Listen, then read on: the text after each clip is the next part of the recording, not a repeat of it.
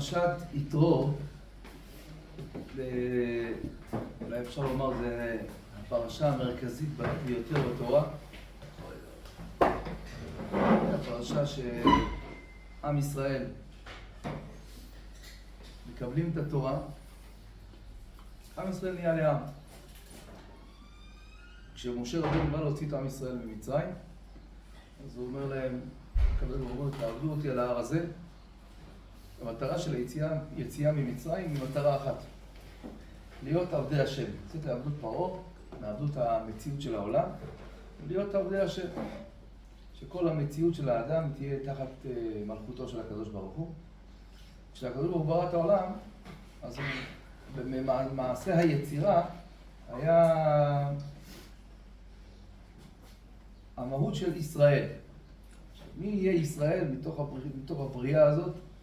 עוד לא נבחר על ישראל, עד שיהיה אומה מסוימת תחליט שהיא רוצה לזה ישראל הזה, ועליה הקדוש ברוך הוא כביכול יוריד את מציאות בריאת העולם.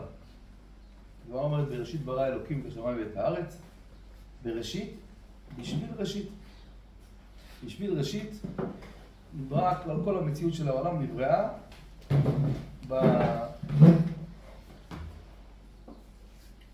מה זה ראשית? הוא אומר, רש"י הראשון בתורה, ראשית, עם ישראל נקרא ראשית, והתורה נקרא ראשית. אז בגלל ראשית נברא השמיים והארץ. אז הקדוש ברוך הוא ברא את העולם בשביל ראשית, בשביל שיהיה אומה מסוימת, שעוד לא הוחלטה מאז תהיה, ותלמד את הראשית, שזה התורה שנבראה לפני שתהיה בראשית. כשיהיה שילוב ביניהם, אז יבוא העולם על תיקונו. כן, אנחנו רואים כל יום בליל שבת, ויחולו השמיים והארץ בכל צבעם. ולפני כן כתוב, יום השישי ויחולו השמיים. מה זה יום השישי ויחולו?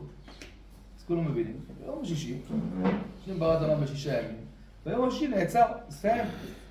למה יום השישי? יום שישי, כמו יום אחד, יום שני, יום שלישי. למה יום השישי? אומרת הגמרא, יום השישי המיוחד.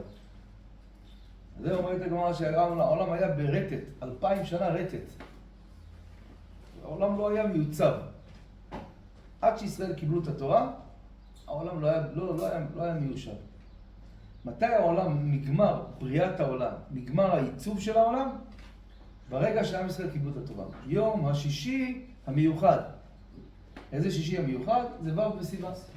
ו' בסיוון, זה היום שקיבלנו את התורה, ואז העולם נעשה רגוע. יש עם, יש מטרה לבריאה, ועכשיו העולם יכול להתקדם. הזכות הגדולה שנפלה בחלקנו, שאנחנו עם ישראל, אנחנו קיבלנו את המושג הזה, את המעלה הזאת, שקוראים לה ישראל, ומאז לישראל אין אפשרות בריחה ובחירה. זאת אומרת, עד אז שעם ישראל, ממצרים, עד מצרים, עם ישראל יכל להחליט מה שהוא רוצה. אברהם אבינו, היה לו 2 ילדים, ישמעאל אמר לו, אבא, אני לא מתאים לי. לא מתאים לך, ברכה והצלחה. עשיו אמר ליצחק, לא מתאים לי, לא גם ברכה והצלחה. כשעם ישראל אמרו לקדוש ברוך הוא, אנחנו לא רוצים לצאת ממצרים, אותם אלה שלא יצאו, ברכה והצלחה, יישארו. אבל ברגע שעם ישראל קיבל את התורה, קיבל את התוקף, את השם ישראל, קיבלו את התורה, את השם האמרת היום והשם האמירך היום. פה זה נגמר. אנחנו קיבלנו את התורה, עשינו הסכם עם הקדוש ברוך הוא, שהקדוש ברוך הוא דואג שעם ישראל יקיים לנצח, והמטרה של הבריאה זה בשביל עם ישראל. הנשמות של ישראל הן כלולות באותיות ספר תורה. באותו רגע נכנס מהות של נשמה בעם ישראל. כל אדם שמתגייר מכאן ואילך הוא מתעברת בו נשמה. אבל אדם שנולד ישראל, אז יש בו נשמה של ישראל. תחת כיסא הכבוד, יש לו תפקיד, יש לו עולם הזה, יש לו עולם הבא, שכר ועונש. כל המציאות של היהדות שלנו תלויה בקבלת התורה הזו שהפרשה שלנו עושה. וכשאדם מבין את המשמעות הזאת, אז 2 דברים הוא מרוויח. אבל דבר אחד הוא מרוויח, כשאדם מבין כמה המעלה שלו גדולה, אז שום דבר במציאות החיים לא יכולה להפריע. כי הוא כל כך מלא בתפקיד שהוא קיבל, כל כך מלא יעד שהקדוש ברוך הוא נתן לו, אז יש לו איזה בעיה קטנה, יש לו איזה קושי, יש לו לא מסתדר לו, אבל ביחס למטרה, למעלה שהוא קיבל מהקדוש ברוך הוא, בורא העולם. הוא אמר, אני רוצה אותך שאתה תהיה משרת שלי. אני רוצה אותך שאתה תעשה את התפקיד העיקרי של שם כך בראתי את העולם. אז הדברים הקטנים אין להם משמעות. ככל שההודעה שאדם קיבל, או השמחה שממלאת אותו על זה שהוא קיבל את התפקיד הגדול, כל הדברים האחרים הם נעשים מאוד מאוד קטנים. זה דבר אחד. דבר שני, יש לו מטרה לחיים שלו. יהודי יש לו מטרה לחיים שלו. יש לו מטרה, יש לו סיבה, ויש לו תפקיד לכל רגע בחיים. כל רגע בחיים יש לו נוהל. גוי יכול לעשות מה שהוא רוצה. יש לו כמה דברים קטנים שהוא חייב לעמוד בהם, אבל שאר הדברים זהו. יהודי, מאז שהוא קם בבוקר, עד שהוא הולך לישון, וכן למחרת, עד ל-120 שלו.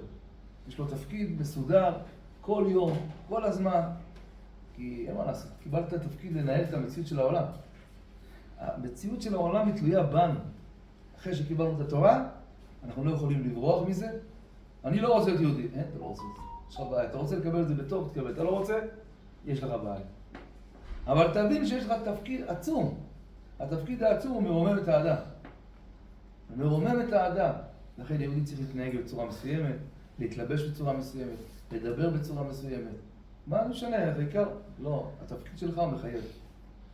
התפקיד שלנו הוא מחייב, ולכן אדם שמבין את המהות הזאת של קבלת התורה, אז פה המציאות וההרגשה שלו היא אחרת, המחויבות שלו היא אחרת.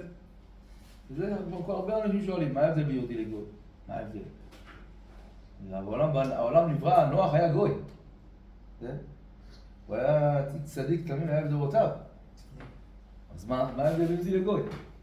אם נוח היה גוי, אז היום יש גוי גם שוודי או אמריקאי, או מבחין על זה הדרך, אז מה זה שונה? אותו דבר, עושים אותו פעולה, אבל אחרי שקיבלנו את התורה, זה שהדמות שלנו היא שווה, אבל המהות שלנו היא שונה בתכלית. כשאדם שהמהות שלו היא שונה בתכלית, ממילא התפקיד שלו עצום. כל פעולה שהוא עושה, יש לה משמעות עליונה.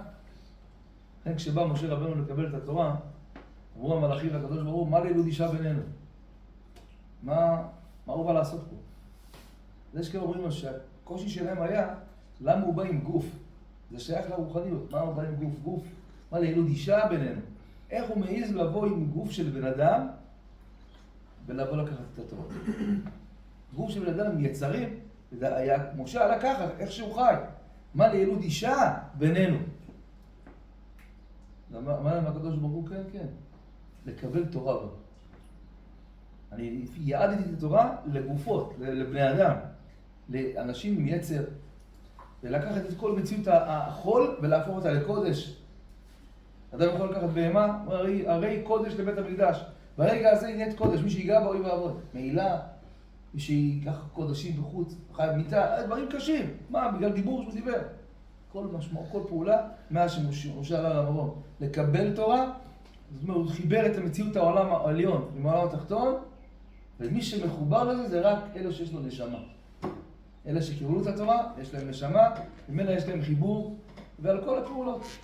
היום זה קל להבין. אם היינו מדברים לפני 30 שנה, גם היה אפשר להבין, אבל יותר קשה.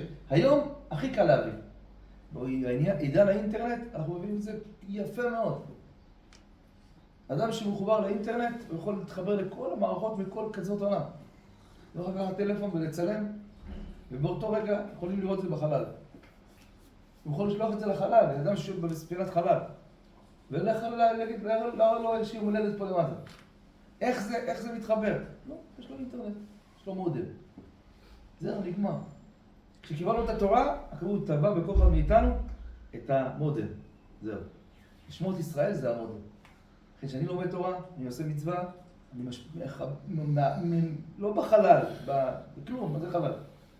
בכל המערכות העליונות שמייצרות מציאות העולם. אדם מתפלל, אדם מברך, אדם לומד תורה, שזה, בשביל זה באנו משה לקבל את התורה, שזה השורש שמחבר את כל המציאות.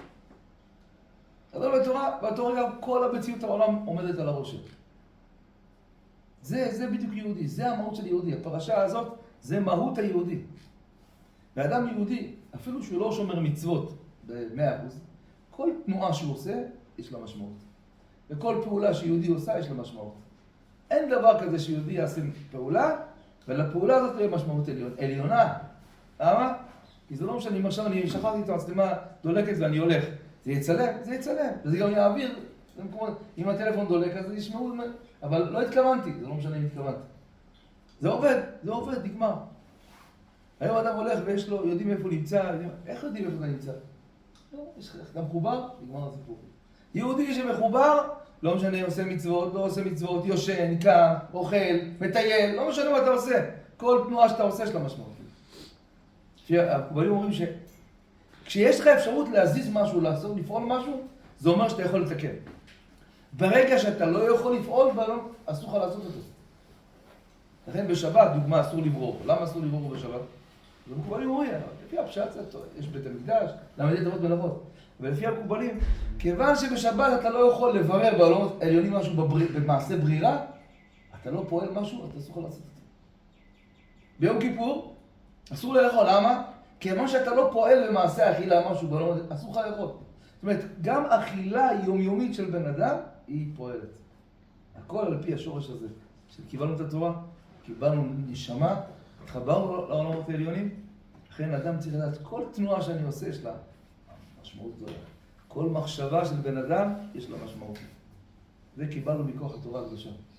כשאדם עוסק ממש בתורה, כשאדם לומד תורה, בשעה, שעתיים ללמוד, אדם של כל ללמוד תורה, אברכים, בחורי ישיבות שעושים 7, 8, 12, 14 שעות ביום, יושבים ללמוד. לומדים בתורה. תורה זה כביכול המחשבה של הקדוש ברוך הוא, כביכול. אין דבר עליון יותר מזה. אדם עוסק בתורה, ואדם צריך תמיד לשאוף כמה שיותר ללמוד תורה, וליישם את התורה. אדם מתפלל, צריך להבין, אני מדבר עם הקדוש ברוך הוא. כמה מעלה גדולה, איך אני ניגש לתפילה, איך אני מדבר עם הקדוש ברוך הוא. כל זה נובע מהשורש הזה. קיבלנו את התורה, זהו, מעכשיו אנחנו צינור ישיר לעולמות העליונים. כל פעולה וכל מעשה יש לו משמעות גדולה. על זה אנחנו אומרים, ברוך אלוהינו שבראנו לכבודו.